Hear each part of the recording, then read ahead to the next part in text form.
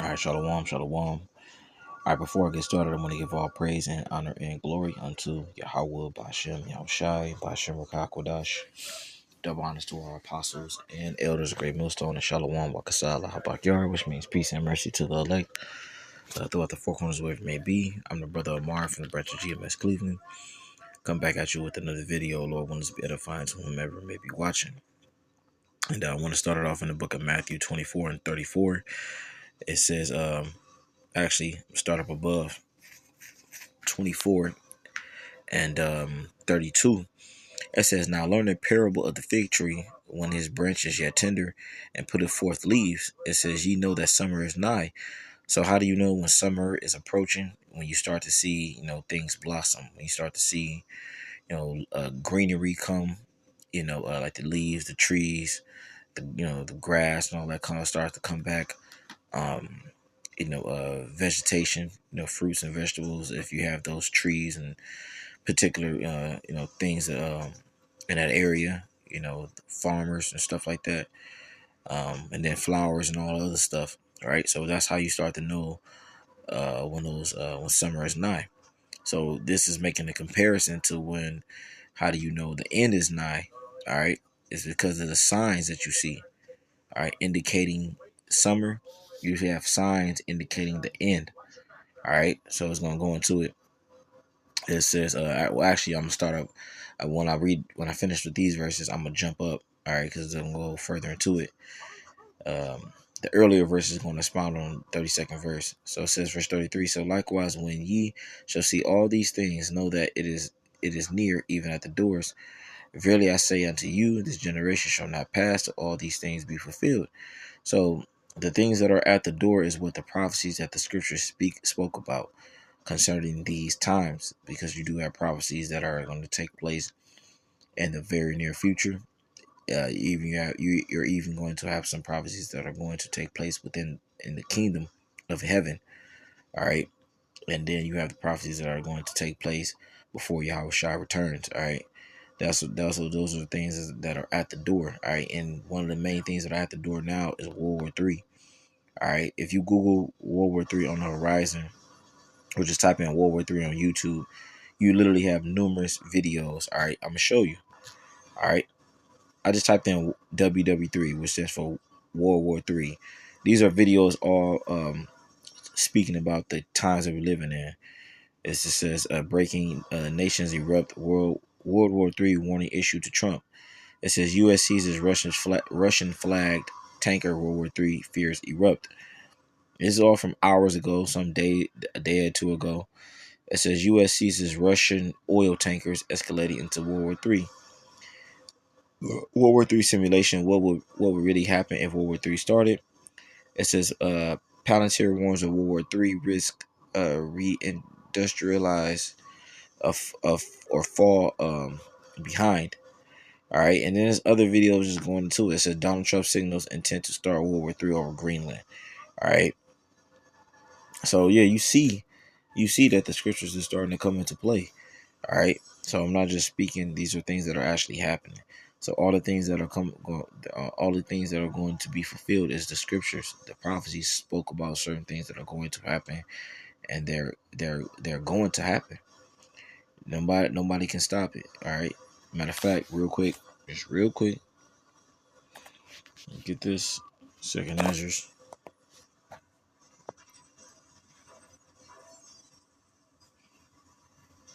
Let's see.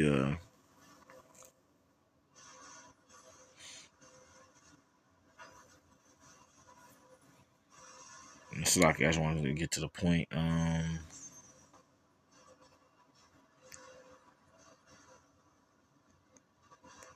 Yep, here we go. It says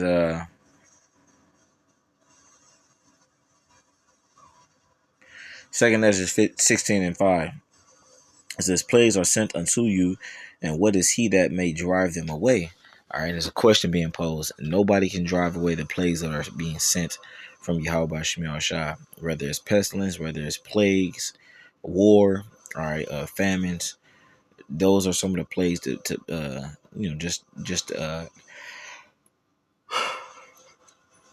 to name a few. All right, nobody can turn those things away. All right, all those things are going to happen. It says, "May any man drive away an hungry lion in the wood, or may anyone quench the fire in stubble when it have begun to burn." It says, "May one turn again the arrow that is shot of a strong archer." It says, "The mighty Lord sendeth the plagues, and who is he that can drive them away?" So nobody can drive these things away. Nobody can turn away a arrow that is shot of a strong archer. Once that arrow has left the archer that shot it, that's it. It's gonna go to its designated target, and the target that the Lord has sent these plagues to is this current kingdom. All right, in particular America. All right, because these people don't understand that the times that we're living in is we're at the end. We're in dire times. All right, we're in severe times, and you should be taking these things serious. But a lot of our people in the world in general, they don't believe the things that the Bible has spoken about are going to come true, or they don't even believe the Bible is true. They just believe it's a book and that's it.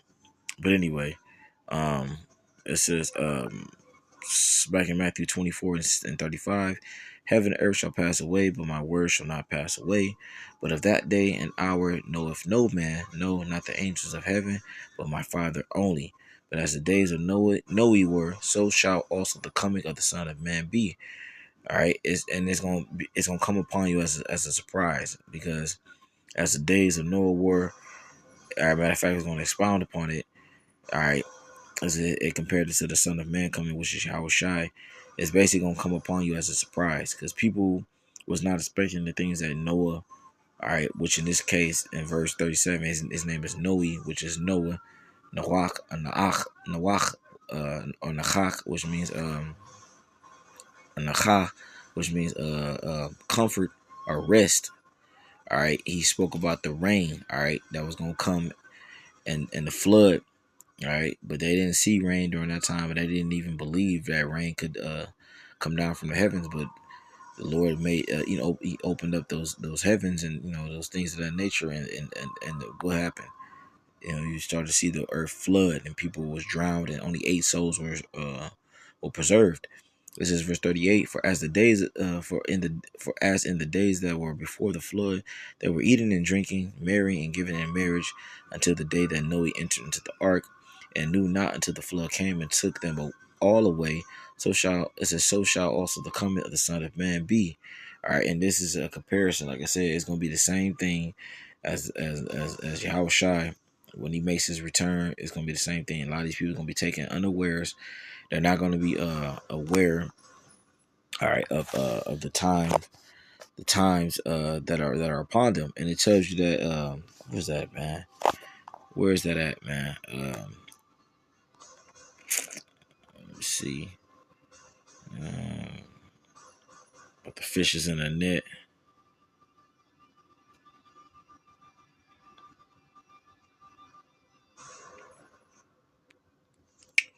Damn, it's a scripture in Ecclesiastes. It talks about the fishes in the net.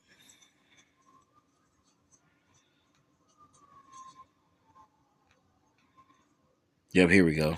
Let me make sure I highlight that, call on you, that I found it. This is Ecclesiastes 9:12. It says, For man also knoweth not his time, as the fishes that are taken in the evil net, and as the birds that are caught in the snare, so are the sons of men snared in the evil time, when it falleth suddenly upon them, man.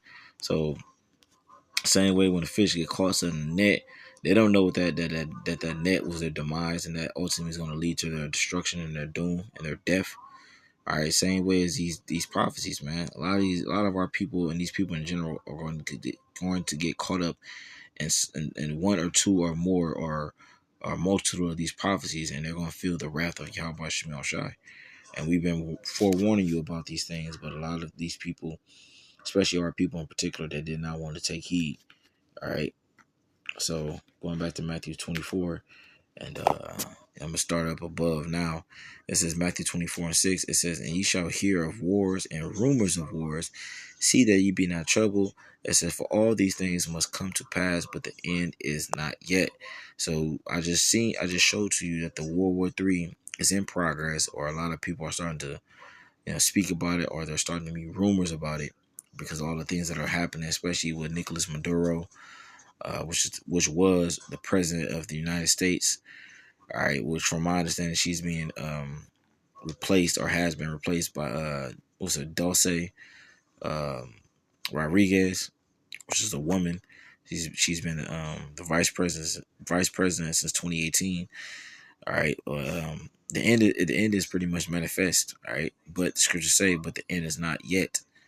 All right, we understand that there's still certain things that have to come to pass, like what the MOTB, Jacob's trouble, you know what I'm saying, the race riots, so forth and so on, then the Lord returning. It says verse 7, "For nation shall rise against nation, and kingdom against kingdom, and there shall be famines and pestilence and earthquakes in diverse places. All these are the beginning of sorrows," man. So these are the beginnings of sorrows. What we see on the news and what brothers are reporting, these are just the beginning. So keep your eyes peeled, continue to watch and pray. And like the scriptures say, the spirit indeed is willing, but the flesh is weak, man. And pray the Lord, deliver you out of these times, man, because shit is about to get real. That I'm saying, shalom.